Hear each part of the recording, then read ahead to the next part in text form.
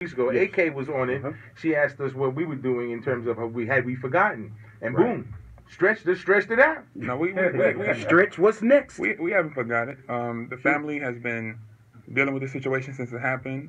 Nissa, working with him, Agenda for Justice, has been working with this situation, as well as those in the community, including All Shades United. So the thing about it is that we're trying to keep this story alive, because if it dies down, people are going to act like, let it move on.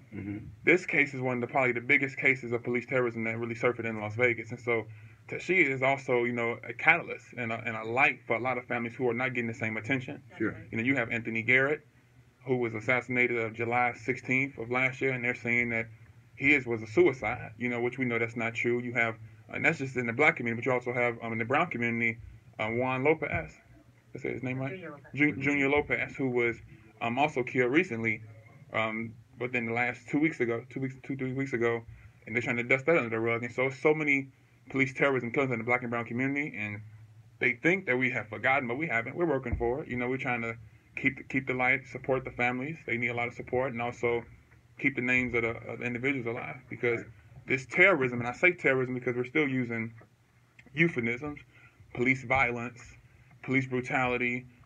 We've been using those terms since the 50s. Yeah. So before that, at this point, when does brutality become terrorism? And when does violence become terrorism? And so we got to start calling it for what it is.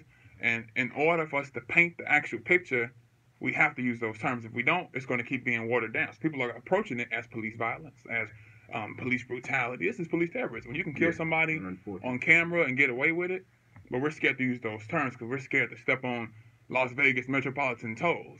But the thing about it is that if you're doing what you got to do, hey, stay in your lane. But those who know what they're doing, we're going to hold you accountable. You know what I'm saying? You're going to be exposed. So we're not even trying to give them opportunity.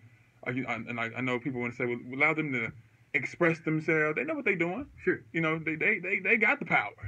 Those who need to express themselves is the families and those who have been impacted by this. Right. Well, speaking of the families, has there been any monies adjudicated to them? Because sometimes I recognize money does not compensate for the life, but the city tries to make those kind of deals so they'll keep the hush. They won't keep it out there in the forefront. Because no offense, we haven't heard much from the family through this whole process, have we?